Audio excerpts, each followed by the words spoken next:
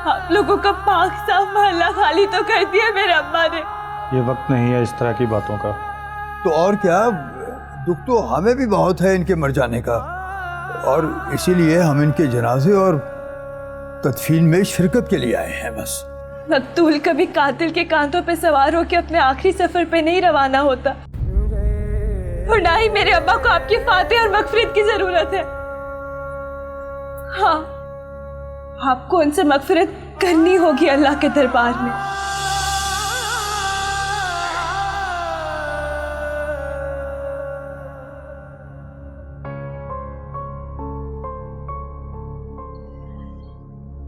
Hello, हाँ चाचा, हनीफ बात कर रहा हूँ। हाँ हनीफ बेटा। चाचा यही बताना था, कब्र तैयार है, मैयत लेके यहीं आ जा। ठीक है बेटा, हम मैयत लेकर आते हैं। हाँ मैं यही इंतजार कर रहा हूँ।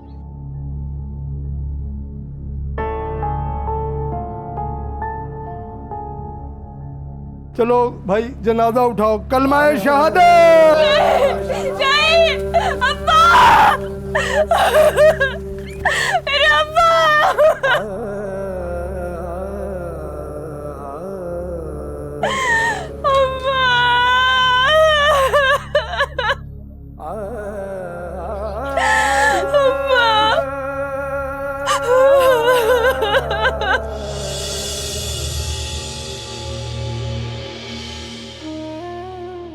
बेबे, मैं कितना नालायक निकला। तूने चाहते चाहते भी मुझे कितने बड़े दुख से बचा लिया, और मैं इतना गुस्ताख कि तेरे आखिरी वक्त में भी तेरी आंखों से इंतजार ना खत्म कर सका। मैं मां सदके रब रखा, और सुन, दिल लगा के पढ़िया है, और पढ़ाई मुकम्मल करके ना तू छेती आ जाए पिंड।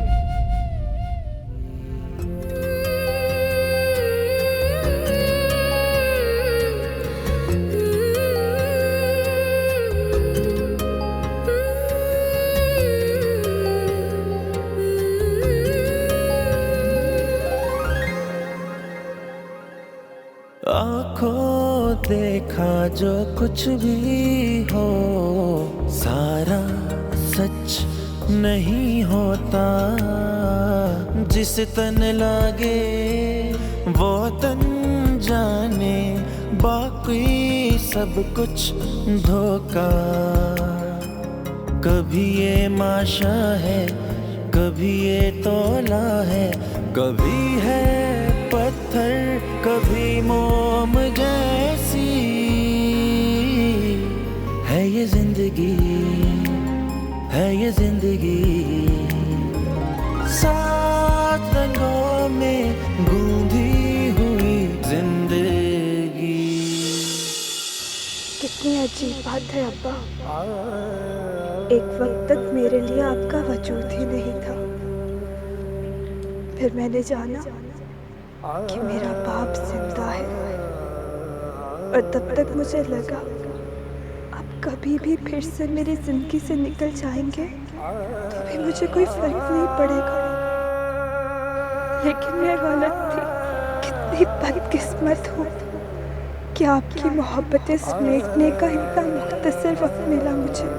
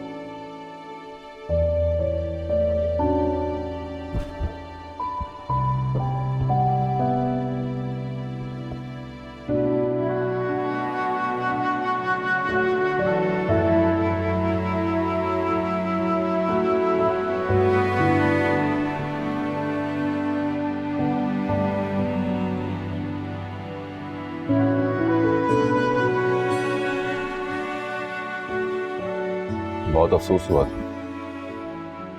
तेरी बेबे का सुन के।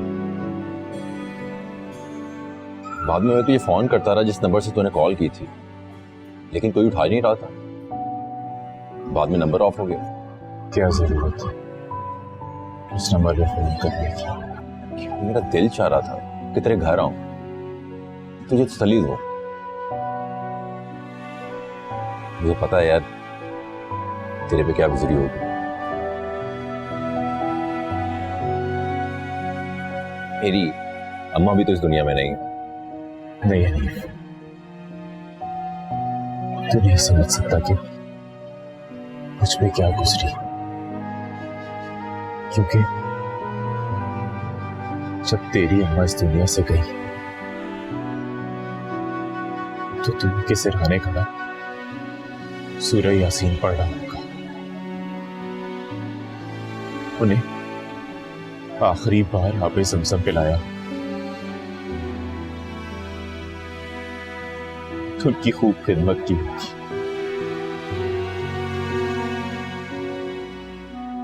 वो तुझसे राजी खुशी इस दुनिया से गई होगी।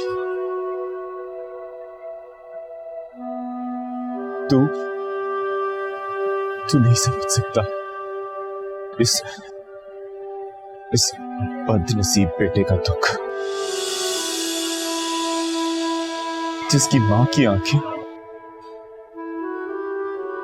उसके इंतजार में मरने के बाद भी खुली रह गई। तू नहीं समझ सकता, नहीं समझ सकता। मां के दिल में औलाद के लिए कभी भी गिला नहीं आता हारून। अपना दिल बुरा ना कर। वैसे तुझे इतनी जल्दी वापस नहीं आना चाहिए। तेरे अब्बा को तेरी जरूरत होगी, कुछ देर तो और रुकता वहां पर। स्वीटी ने बुलाया। वो चुड़ैल मुझे बुलाएगी भी ना तो भी मैं उसके मुंह पे थूकने भी नहीं जाऊंगा। फिर इतनी जल्दी वापस क्यों आ गया तू? अब्बा ने घर से निकाल दिया यार। क्या? क्यों? मैं जरा के पास से गया था।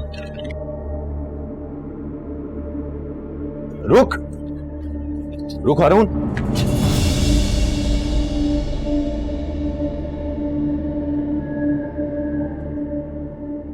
तेरी बेबे के इंतकाल के अगले दिन ही मास्टर जी भी इस दुनिया से चले गए।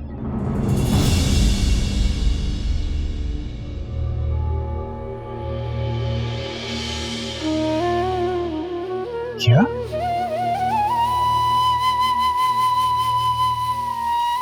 तो वो अकेली रह गई? हाँ, बेचारी अकेली लड़की ने बड़े हौसले के साथ खुद अपने बाप को रुखसत किया। बड़ी खुदार हो गई वो लड़की है। एक धेले का भी एहसान नहीं लिया किसी से। लड़की जात है ना, वरना शायद बाप का जनाजा उठाने के लिए गैर कंधों का सहारा भी न लेती, खुद ही कब्रिस्तान ले जाती। मैं जरा उसके पास से गया था। वो अब वहां नहीं है। क्या? कहाँ गई? पता नहीं।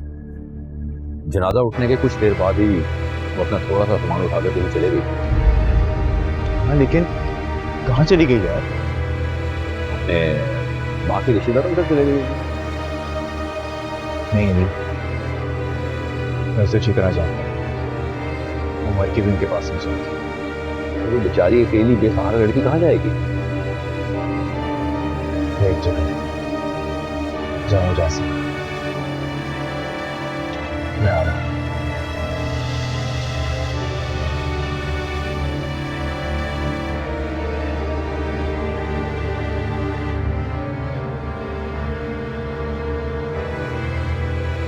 हेलो जी, मैं हारून बात कर रहा हूँ। जी हारून साहब बताएं।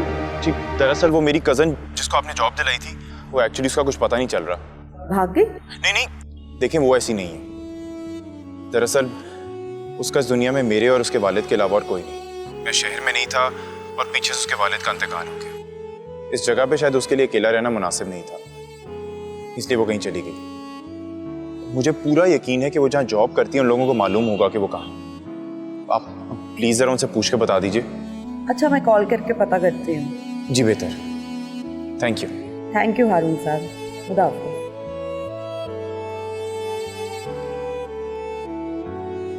रंग से रंग न मिल पाए तो सौ सौ बल खाती है अब्बा। बेचारी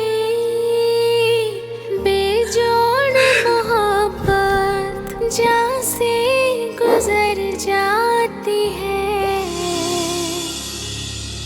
कभी लबों की ये मैं पहले सांस भी नहीं रखना चाहता था, लेकिन इस पत्थर में मैंने शगाफ डाल ही लिया। क्या तेरा दिल इस पत्थर से भी ज्यादा सख्त है, क्योंकि मेरे लिए मोम नहीं हो सकता।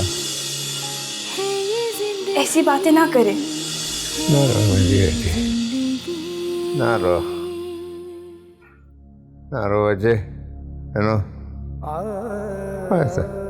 तो ये तो खुश होना चाहिए, खुश होना चाहिए कि वो आप मर गया जिसने तुझे जिल्लत और रसवाई के अलावा कुछ नहीं दिया।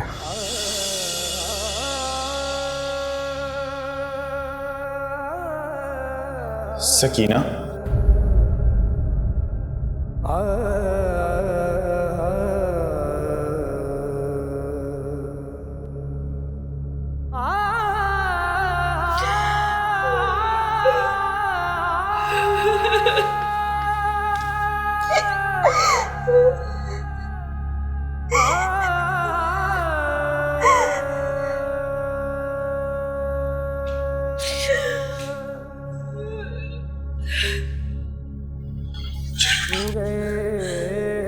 आओ मेरे साथ।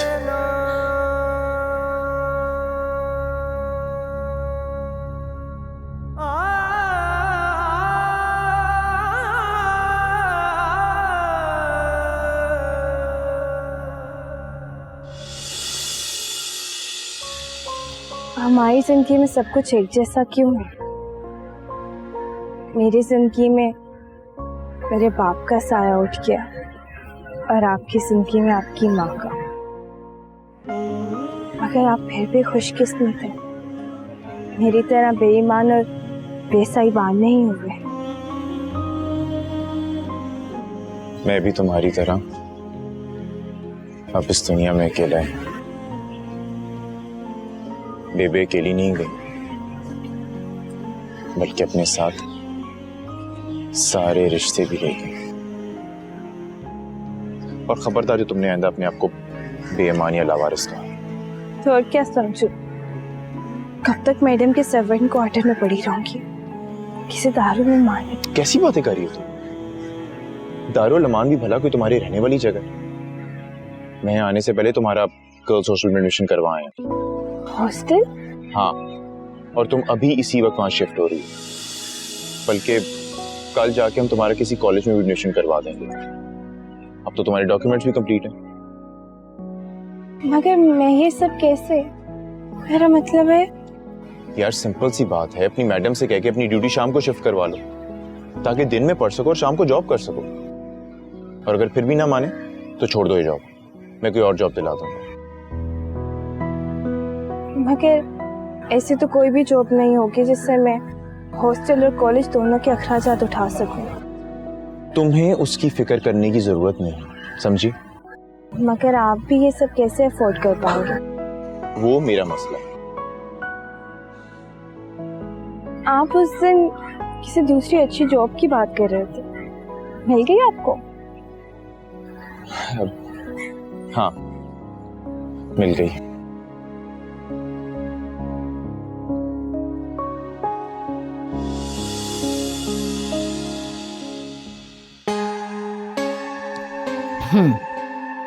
देखो, मुझे बात को घुमा फिरा कर करने की आदत नहीं है। और ना ही अपने रिलेशन पर दोस्ती का टैग लगाकर उसे छुपाना अच्छा लगता है। तुम्हारी और मेरी दोस्ती किसी भी लेवल पर हो ही नहीं सकती। हाँ, अलबत्ता सोसाइटी में मूव करने और अपनी तन्हाई को सहारा देने के लिए एक अदद पार्टनर की ज़रूरत पड़ती है, और ज़रूरी नहीं कि वो पार्टनर आपका दोस्त भी हो। जी, मैं बहुत अच्छी तरह से जानता हूँ कि दोस्ती हमेशा बराबर की सतह पे होती है।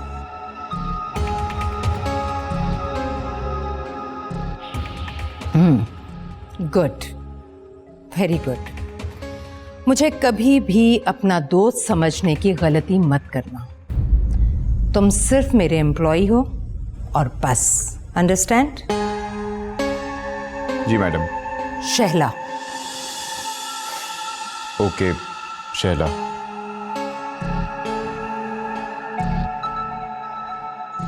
गुड। जैसा कि मैंने तुमसे पहले कहा कि मुझे अपनी बात घुमा फिरा कर करने की आदत नहीं। इस सारी डील के बदले में मैं तुम्हें स्वीटी की तरह छोटी मोटी मराद पर नहीं टरखाऊंगी, बल्कि तुम्हें मंथली एक हैंडसम सैलरी दूंगी। लेकिन उसके लिए तुम्हें उस डरबे से बाहर निकलना होगा। Okay madam. Sorry, I mean Shaila. Good.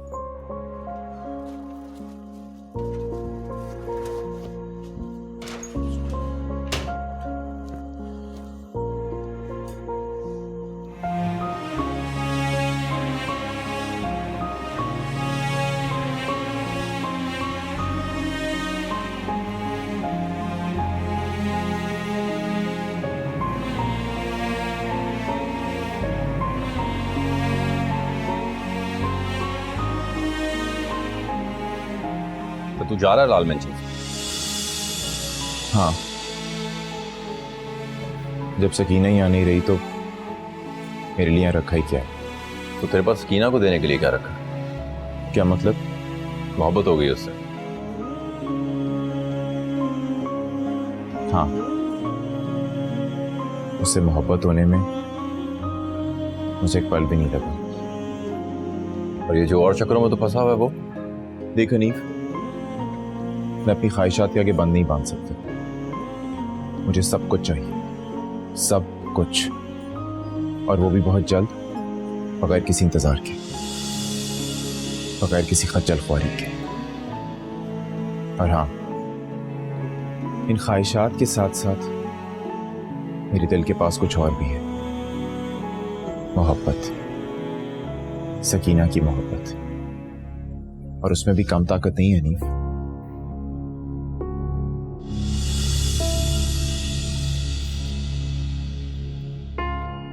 देखा रहा हूं, तुझे फैसला करना होगा कि तेरी ख्वाहिशात ज्यादा जोर आवर हैं या तेरी मोहब्बत में ज्यादा दम है।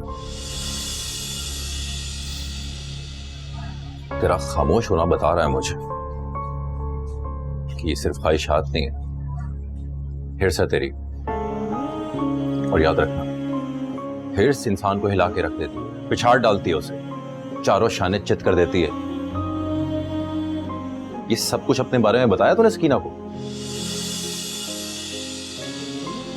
नहीं।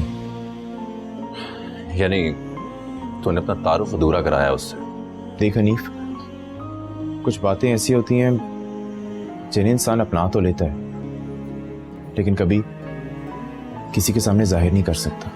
हाँ, दाग छुपाने के लिए ही होते हैं, और इन्हें दुनिया के सामने जाहिर भी नहीं किया जा सकता। खैर बता, कभी मिलने आएगा मुझसे? नहीं हनीफ, मैं इस हफ्सदा गले सड़े माहौल को छोड़ चुका हूं, निकाल चुका हूं अपनी जिंदगी से। मैं नहीं आऊंगा।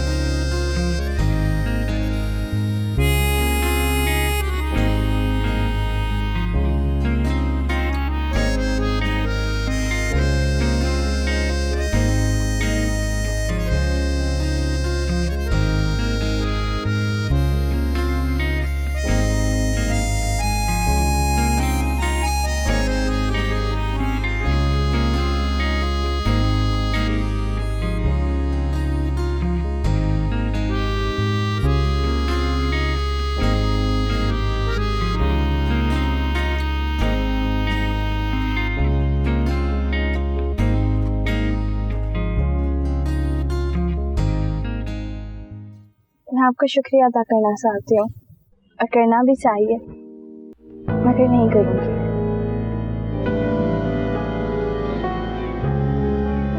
इन सब बातों को अपने जहन से निकाल दो सर। बस सिर्फ ये बात अपने जहन में रखो कि ये तुम्हारी नई जिंदगी का आगाज है, एक आजाद और खुद मुख्तार जिंदगी का आगाज। और तुम्हारा ये दोस्त तुम्हें इस राह पे कदम बढ़ाने देके बहुत खुश है। मैं चलती हूँ। अल्लाह हाफ़िज़।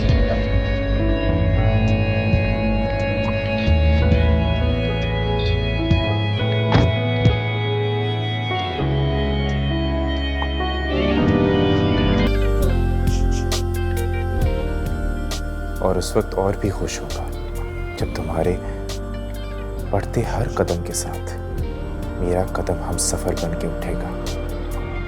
बहुत जल्द आएगा वो वक्त सकीना, बहुत जल्द।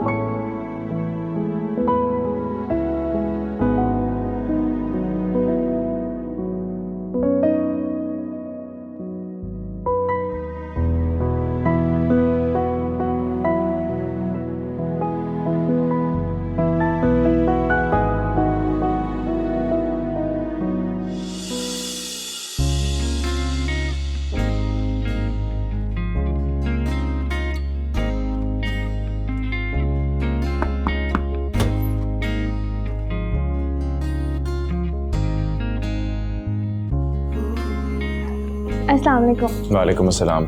बैठो। ये तुम्हारे लिए कुछ फ्रूट्स और जूसेस वगैरह। इतना सब कुछ? आप हमेशा इतना सब कुछ क्यों करते हैं? प्लीज मत किया करें। मैं तो आपसे सर उठा के बात भी नहीं कर सकती। अच्छा, फजूल बातें मत करो और अपनी डाइट का ख्याल रखा करो। देखो, सेहत अच्छी होगी तो तुम्हारे एग्जाम्स भी अच्छे होंगे। और ये आंखें देखी हैं तुमने अपनी? क्या हुआ है मेरी आंखों को? अच्छे खासे हल्के पड़े हैं। वो एक्चुअली मैडम ने मेरे ड्यूटी आवर्स बढ़ा दिए हैं। यार, मैं तो कहता हूँ तुम लानत भेजो अपनी इस मैडम पे और इस जॉब पे भी। मैं तुम्हें कोई और जॉब दिला दूंगा। बल्कि अगर मेरी मानो तो तुम कुछ अरसे के लिए जॉब ही छोड़ दो और अपनी स्टडीज पे ध्यान दो। बाद में कहीं ना कहीं जॉब हो ही जाएगी तुम्हारी। मैं दिला दूंगा, फिक्र ना करो। नहीं नहीं, मैं ठीक हूँ। और वैसे भी अब मैं काम के बगैर रह भी नहीं सकती। पता है, एनजीओ में मेरा दिल लग गया है। बहुत सुकून मिलता है लोगों के काम करके। और आप हमेशा मुझे इतनी जल्दी जॉब कैसे दिलवा देते हैं? लगता है बहुत अच्छी पीआर है आपकी। क्या काम करते हैं आप? यही। क्या यही? PR, public relations. ओह,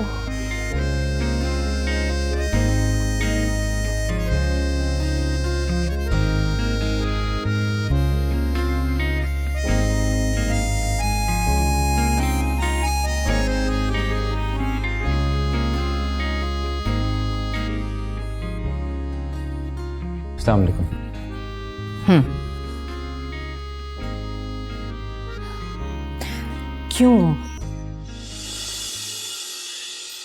क्यों मैं तुम पर इतना खर्चा करती हूँ? क्यों मैंने तुम्हें इतना कीमती फ्लैट और गाड़ी दे रखी है? मगर madam. Don't call me madam. मैं तुम्हें अपने बॉयफ्रेंड की हैसियत से लेकर गई थी और तुम मुझे मेरी फ्रेंड्स के सामने मैडम कहते रहे। क्या समझती होंगी वो लोग? तो आपने उन्हें बताया क्यों नहीं कि मैं रिस्पेक्ट की वजह से आपको? Shut up. The hell with your respect. Respect नहीं, एज की वजह से। जानते हो मैं तुम पर इतना खर्चा क्यों करती हूँ? मैं अपने सर्कल में शो करना चाहती हूँ कि शैला अभी तक मरी नहीं, जिंदा है वो।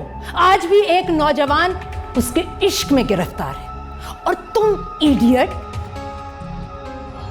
आपको अब शिकायत का मौका नहीं मिलेगा, आप बेफिक्र रहिए।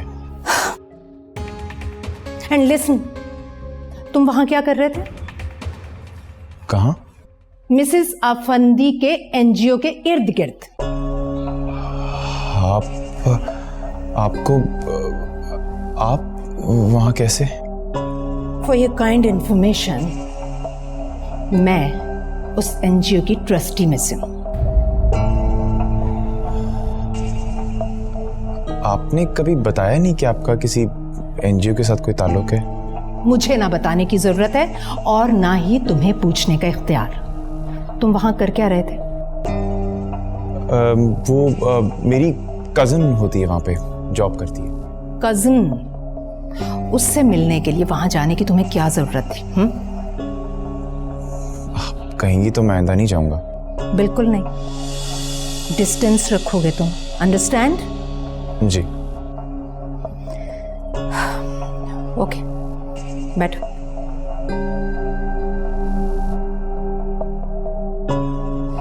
कोई कॉफी, चाय या ठंडा?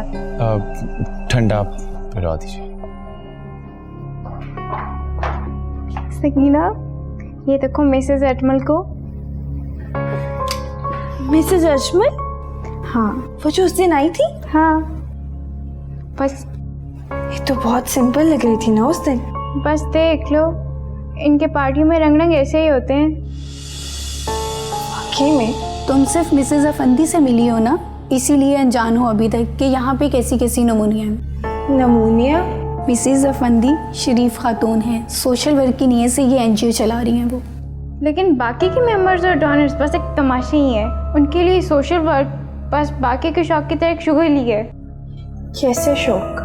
कहा ना, मिलोगी तो जान लोगी इन अपर क्लास आंटियों के कैसे कैसे शौक हैं। ये देखो अगली तस्वीर।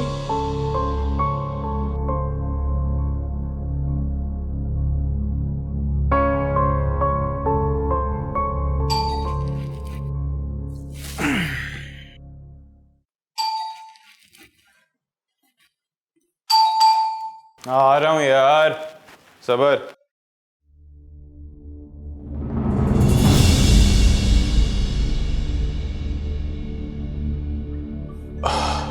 हनीफ, तू? 6 महीने हो गए, तूने पीछे मुड़ के देखा तक नहीं। तू यहाँ कैसे?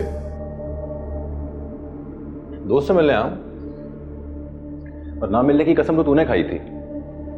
मैंने तो ऐसा कोई वादा नहीं किया था कि मुझे अपने दोस्त से कोई वास्ता नहीं रखना या कोई ताल्लुक नहीं रखना, इसलिए आया हूं तुझसे मिलने। वैसे छलांग खूब मारी है तूने, वाह।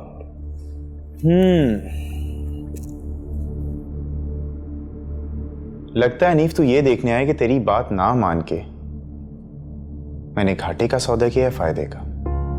तो फिर देख, गौर से देख, तेरे तमाम डरावे बेकार गए। बकवास थे तेरे वो हराम हलाल और सवाब गुनाह के फलसफे। देख, आज क्या कुछ नहीं है मेरे पास। वो नहीं है। वो? हाँ, वो जिसके ना होने से यहां कुछ भी नहीं है, यहां भी और तेरी जिंदगी में भी। तू क्या समझता मैं यहां तेरी शोशा देखने आया हूं? नहीं हारून, सिर्फ ये देखने आया हूं कि मोहब्बत जीती या हिर्स। मोहब्बत तो मैं भी उसी से करता हूं हनीफ, लेकिन पता नहीं क्यों मेरा ये दिल जिसने ख्वाहिश पालने और ज्यादा से ज्यादा पाने की हिर्स करने के अलावा कभी कुछ नहीं किया, वो इस मोहब्बत के मामले में अजीब कलंदर रहा है यार, मस्त मलंग जैसा। मेरे अंदर उसे पाने की तमन्ना, उसकी तलब जागती नहीं यार। जागती नहीं या अंदर का चोर ये तमन्ना जागने नहीं देता? उसे तुम्हारी कमजोरी का एहसास है इसलिए। कैसी कमजोरी? खुदा का वास्ता है हनीफ, मेरे जहन को फिर से उलझाने की कोशिश मत करो। मैं नहीं समझता कि मैं कुछ गलत कर रहा हूं। ये जो कुछ भी मैं कर रहा हूं ना, आज उसकी वजह से इस काबिल हुआ हूं कि सकीना बेसाहिबा नहीं है। होता अगर मैं आज उस अनारकली के चाय के ढाबे पे या फिर उस पिज्जा शॉप पे, तो क्या बन पाता किसी का सहारा?